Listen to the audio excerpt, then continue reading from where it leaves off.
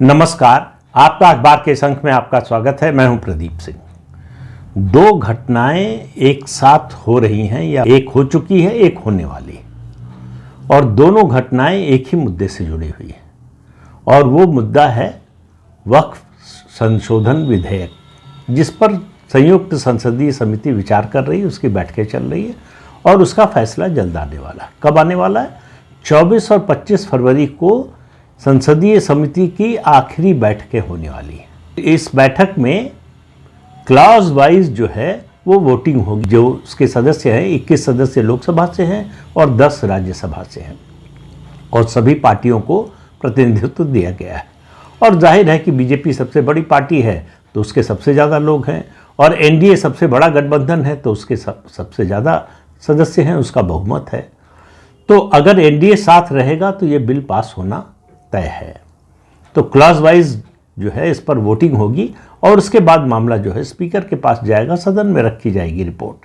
तो आप ये मानकर चलिए कि फरवरी के महीने में वक्फ संशोधन विधेयक लोकसभा में रखा जाएगा, उस पर चर्चा होगी और उसके बाद फिर मतदान होगा। उससे तय होगा कि ये पास होगा कि नहीं होगा। लेकिन वो बाद की बात है। अभी क्या हुआ है? अभी दो चीज़ें एक हो चुकी है। जो हो चुकी है पहले उसकी बात कर लेते हैं। लखनऊ में बैठक थी संसदीय समिति की। उसके सामने उत्तर प्रदेश सरकार को अपना पक्ष रखना था।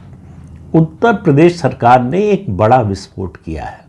बहुत से लोग इसको सुनकर चौंक जाएंगे और बहुत से लोगों की नींद उड़ जाएगी और बहुत से लोग ऐसे भी होंगे जो खुशी से झूमने लगेंगे। तो क्या कहा है संयुक्त संसदीय समिति के सामने उत्तर प्रदेश सरकार ने?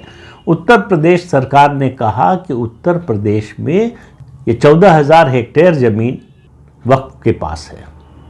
इसमें से 11,000 हेक्टेयर ज़मीन सरकार की है।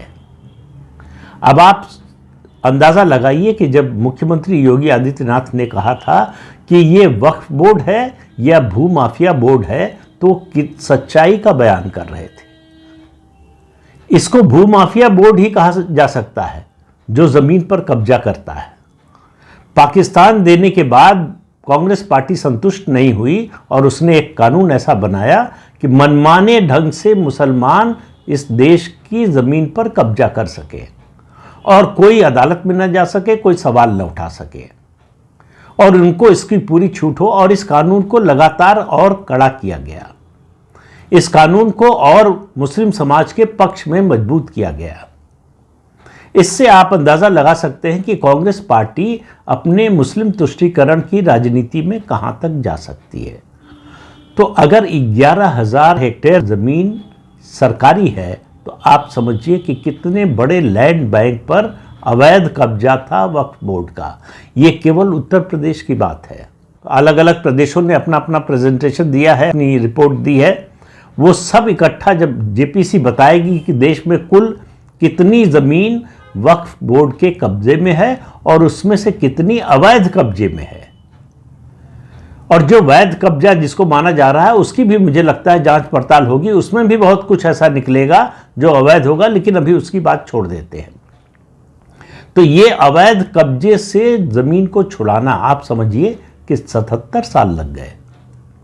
ये काम जो 1947 से ही शुरू होना चाहिए था, ये कानून बनना ही नहीं चाहिए था। ये वक्फ एक्ट जो है वो आना ही नहीं चाहिए था। इसको लेकर आई जवाहरलाल नेहरू की सरकार, इसको मजबूत किया इंदिरा गांधी की सरकार ने, उसके बाद पीवी नरसिम्हा राव की सरकार ने, और उसके बाद फिर मनमोहन सिंह और सोनिया गांधी की सरकार ने। तो एक निरंतरता आपको दिखेगी। ऐसा नहीं कि एक बार बना दिया कानून और उसके तहत जो प्रावधान करने थे कर दिया, छोड़ दिया। उसको लगातार ताकत देते रहे। तो सवाल है कि ये ज़मीन जिस पर अवैध कब्जा है वक्फ बोर्ड का, वो भारत के लोगों की है, और जाहिर है कि वो ज़मीन निश्चित रूप से मुसलमानों की तो नहीं होगी, क्योंकि मुसलमानों की ज़मीन पर तो अवैध कब्जा है नहीं। दूसरी चीज़ ये उत्तर प्रदेश सरकार ने भी कहा है, बहुत सी और राज्य सरकारों ने कहा है कि जो लैंड इन यूज़ नहीं है, इस्तेमाल में नहीं है। मान लीजिए कि किसी मुसलमान ने अपनी ज़मीन मस्जिद के नाम जो है वक्फ कर दी, लेकिन उस पर मस्जिद बनी नहीं और उसका कोई इस्तेमाल नहीं हुआ, उस पर खेती बाड़ी हो रही है, तो वो वक्फ की ज़मीन नहीं मानी जाएगी। अब इस परिभाषा के बदलते ही कितनी बड़े पैमाने पर और ज़मीन सरकार के कब्जे में आ जाएगी, ये समझिए। कब्जे में आ जाएगी, बल्कि कहें कितनी बड़ी मात्रा में ज़मीन अवैध कब्जे से छूट जाएगी और आम लोगों के लिए विकास का रास्ता खुलेगा। इस पर गरीब लोगों के लिए घर बनेंगे, अस्पताल बनेंगे, स्कूल बनेगा, सड़कें बनेंगी और दूसरे संस्थान इस तरह के बनेंगे जो आम लोगों के हित के लिए होंगे। तो एक तो ये विस्फोट हुआ उत्तर प्रदेश सरकार की ओर से कल, यानी कि मंगलवार को। अब उसके बाद अब जेपीसी की बैठक, जैसा मैंने बताया, 24-25 फरवरी को आखिरी बैठक होने वाली है। इसमें क्लॉज वाइज वोटिंग होगी। दूसरा जो मैंने कहा घटना होने वाली है, वो मेरी नज़र में प्रधानमंत्री नरेंद्र मोदी के लिए एक तरह की चुनौती है, एक तरह की परीक्षा है। परीक्षा क्यों कह रहा हूं कि इस पर जब क्लॉज वाइज वोटिंग होगी, कई बातें हैं, कई तथ्य हैं जो तय करेंगे कि भविष्य की राजनीति पर इसका क्या असर पड़ेगा। इस कानून पर या इस कानून में संशोधन के लिए जो विधेयक लाया गया है उसका भविष्य तो तय होगा ही, राजनीति भी तय होगी, क्योंकि सवाल है गठबंधन के साथी दलों का। अभी तक हमने देखा है 4 जून के बाद से जितने सहयोगी दल हैं भाजपा के, बड़ी मजबूती से प्रधानमंत्री के साथ खड़े हैं। हमने देखा किस तरह से नीतीश कुमार जनता दल यूनाइटेड के राष्ट्रीय अध्यक्ष और बिहार के मुख्यमंत्री प्रधानमंत्री की तारीफ के पुल बांध रहे हैं। उसके अलावा हमने देखा आंध्र प्रदेश के मुख्यमंत्री और टीडीपी तेलुगु देशम पार्टी के अध्यक्ष और मुख्यमंत्री चंद्रबाबू नायडू ने तो शायद सारे रिकॉर्ड तोड़ दिए। उन्होंने कहा कि भारत सौभाग्यशाली है कि ऐसे समय पर भारत को मोदी जैसा प्रधानमंत्री मिला है। अब उन लोगों की भी परीक्षा का समय है। उसके अलावा पवन कल्याण जो लगातार जो है हिंदू हितों की बात कर रहे हैं, और कई मामलों में तो आप देखेंगे कि भारतीय जनता पार्टी और राष्ट्रीय स्वयंसेवक संघ से भी आगे बढ़कर बात कर रहे हैं। तो वो हिंदुत्व का एक नया चेहरा बनकर उभरे हैं। अब कुछ लोगों को इससे परेशानी हो सकती है, लेकिन कोई नेता तभी बनता है जब जनता उसको बनाती है। केवल इच्छा जाहिर कर देने से या कोई बयान दे देने से कोई हिंदुओं का या किसी समाज का, किसी वर्ग का नेता नहीं बन जाता। जब जनता का समर्थन मिलता है, जनता साथ खड़ी होती है, तब वो नेता बनता है। कोशिश करने से सिर्फ कोई नेता नहीं बन जाता। तो इसलिए जो है पवन कल्याण अगर हिंदुओं के नेता बन रहे हैं तो जन समर्थन के कारण और हिंदुत्व के प्रति, सनातन के प्रति उनका जो कमिटमेंट नया दिखाई दे रहा है उसके कारण, और उनके इस कमिटमेंट पर लोगों को भरोसा हो रहा है, विश्वास हो रहा है। लोगों को नहीं लग रहा है कि वो बात सिर्फ जो है उनके मुंह से निकल रही है, गले तक है, दिल में नहीं है, नीचे नहीं है। लोग मान रहे हैं कि जो बात कह रहे हैं वो दिल से कह रहे हैं। तो अब परीक्षा क्या है? परीक्षा ये है कि उनकी पार्टी जो जनसेना है, उसके अलावा तेलुगु देशम पार्टी, जनता दल यूनाइटेड, ये तीनों पार्टियां वोट किस तरफ करती हैं, इस संशोधन विधेयक के पक्ष में या इसके विरोध में। अगर इसके विरोध में करती हैं तो आप मानकर चलिए कि ये संशोधन विधेयक पास कराना मोदी सरकार के लिए लगभग असंभव हो जाएगा, और उसका नतीजा और भी होगा। उसका जो असर होगा, कैस्केडिंग इफेक्ट जो होगा, वो ये होगा कि गठबंधन की मजबूती पर भी सवाल उठेगा कि अगर इतने बड़े मुद्दे पर, जिस पर इतना बड़ा दांव खेला है मोदी सरकार ने, उस पर अगर सहयोगी दल साथ नहीं देते हैं तो ये प्रधानमंत्री नरेंद्र मोदी के नेतृत्व की जो क्षमता सहयोगी दलों को प्रभावित करने की है, उस पर भी सवाल उठाएगा।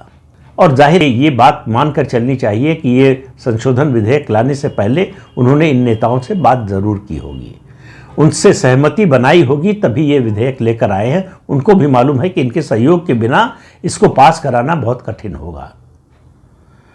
लेकिन पार्टियां, नेता कब बदल जाएं, कौन सा मुद्दा उनको ऐसा लगे कि इसमें हमारा जो है वोट का नुकसान हो सकता है, उस हिसाब से अपना स्टैंड बदल दें, इसका कोई भरोसा नहीं होता।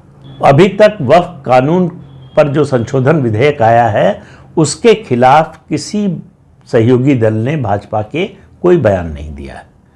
एनडीए अभी तक एकजुट नजर आया है, लेकिन उसकी असली परीक्षा 24-25 फरवरी को जब इसमें क्लॉज वाइज वोटिंग होगी तब सामने आएगी। पवन कल्याण, चंद्रबाबू नायडू और नीतीश कुमार ही नहीं, एक और नेता और पार्टी का रुख भी सामने आएगा तो पता चलेगा कि उसने अपना रुख बदला है कि या उसी रुख पर अभी कायम है, और वो है यूबीटी यानी उद्धव बाला साहब ठाकरे।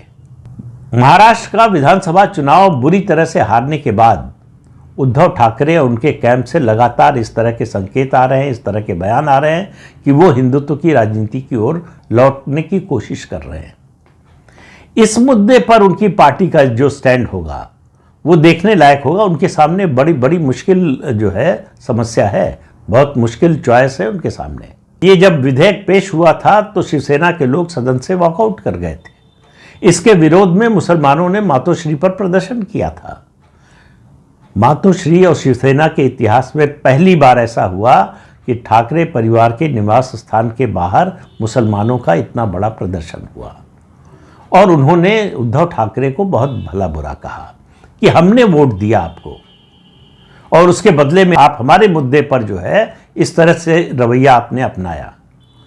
तो उससे उद्धव ठाकरे डर गए या उद्धव ठाकरे का डर निकल गया, ये तय होगा 24-25 फरवरी को। इस मुद्दे पर उद्धव ठाकरे की जो शिवसेना है उसका रुख क्या होगा, इसका असर महाराष्ट्र की राजनीति पर भी पड़ेगा, क्योंकि उद्धव ठाकरे के लिए सामने पॉलिटिकल सर्वाइवल का सवाल है। मुंबई म्युनिसिपल कॉरपोरेशन के साथ साथ जो है पूरे प्रदेश में स्थानीय निकाय के चुनाव हैं और उन्हीं से तय होगा खासतौर से 3 पार्टियों का भविष्य, उद्धव ठाकरे की पार्टी, शरद पवार की पार्टी और कांग्रेस पार्टी का। उनका राजनीतिक भविष्य क्या होगा, वो महाराष्ट्र की राजनीति में उनका कोई रेलेवेंस बचेगा या नहीं बचेगा। विधानसभा चुनाव के नतीजे ने तो ये बताया कि ये केवल होने के लिए मौजूद रहेंगे, इनका कोई बड़ा पॉलिटिकल रेलेवेंस होगा नहीं, इनकी कोई बड़ी राजनीतिक प्रासंगिकता होगी नहीं। लेकिन इस मुद्दे पर उनका रुख जो है, और शरद पवार के बारे में आप कुछ नहीं कह सकते, हो सकता है वो आखिरी मिनट पर बदल जाए, वो दोनों तरफ वोट कर सकते हैं, मतलब करने की संभावना आशंका हो सकती है।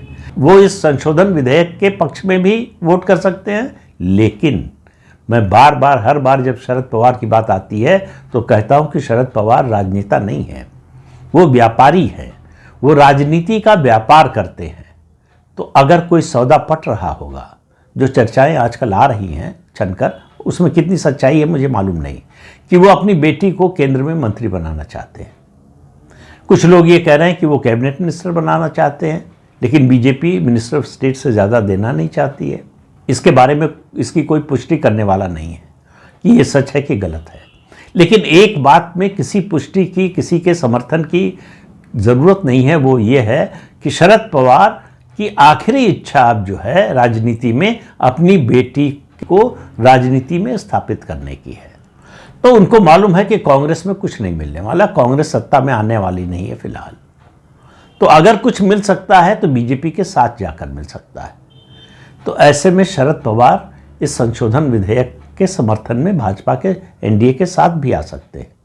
लेकिन अगर उनका सौदा नहीं पटा, यहाँ सिद्धांत का उनके सामने कोई मतलब नहीं है, कोई विचारधारा का मतलब नहीं है, ना उनको हिंदू से प्रेम है ना उनको मुसलमान से प्रेम है, उनको सिर्फ राजनीतिक सौदा चाहिए। अगर सौदा नहीं पटा है तो वो इस संशोधन विधेयक के खिलाफ वोट करेंगे, इसमें कोई शंका नहीं होनी चाहिए, इसमें किसी तरह के संदेह की कोई गुंजाइश नहीं है।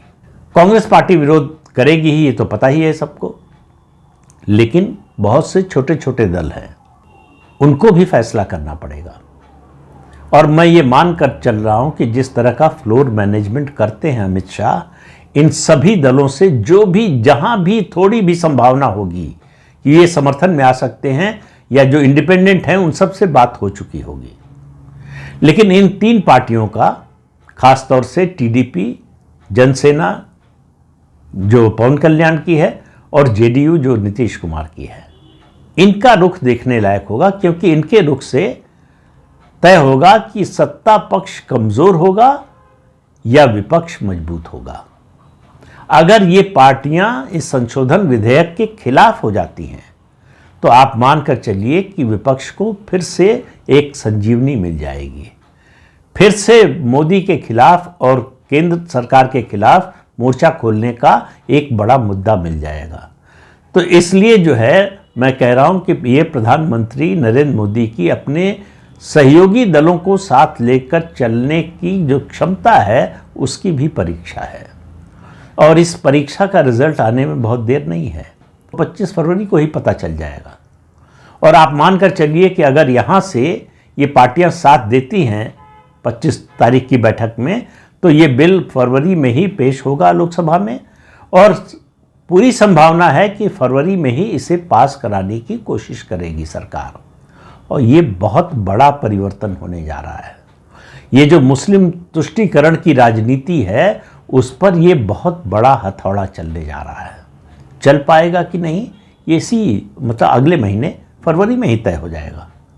तो ज़्यादा समय नहीं है, इंतज़ार करते हैं फरवरी तक का क्या होता है। तो इस अंक में इतना ही, अगले अंक में फिर मिलेंगे किसी नए मुद्दे के साथ। तब तक के लिए अनुमति दीजिए। आपसे अनुरोध है कि ये चैनल देखिए, शेयर कीजिए, लाइक कीजिए और सब्सक्राइब जरूर कीजिए। नमस्कार।